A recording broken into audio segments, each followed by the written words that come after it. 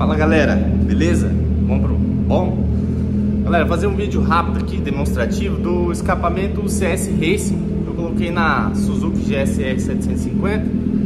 Aí eu vou estar filmando pra vocês como é que é o barulho na rua. Já tem um outro vídeo aí que eu deixei no canal do barulho dele, assim, normal de perto. Aí agora eu vou fazer um na rua aí, tá? Pra vocês terem uma noção de como que fica o barulho da moto na rua, beleza? Aqui tá a bicha.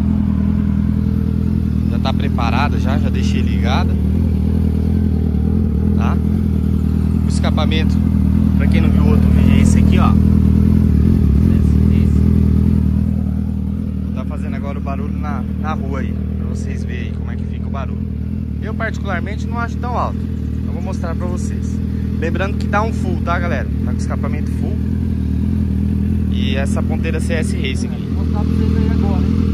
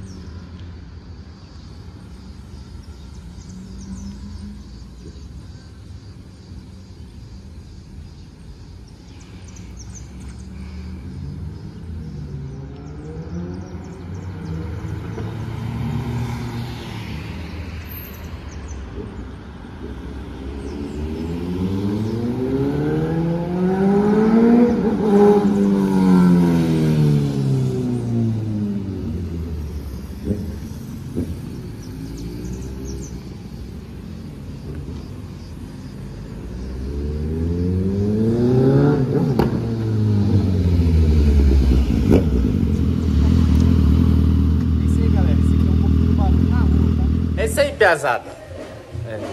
O cinegrafista filmou aí, deu tudo certo. Não pegou o finalzinho do vídeo aí. Tá um tropé aqui em casa, meio começo de ano, né? 2023 entrando aí. Mas quem quiser ver mais algum jeito aí, eu tava quase 2 quadras já naquela hora que eu andei com a moto. Eu nem estiquei tanto, mas deu pra ter uma noçãozinha aí do barulho, como é que ficou, beleza? Quem quiser ver de outros tipos aí, é só mandar ideia aí. Se tiver alguma dúvida aí, é só perguntar. Valeu? Tamo junto.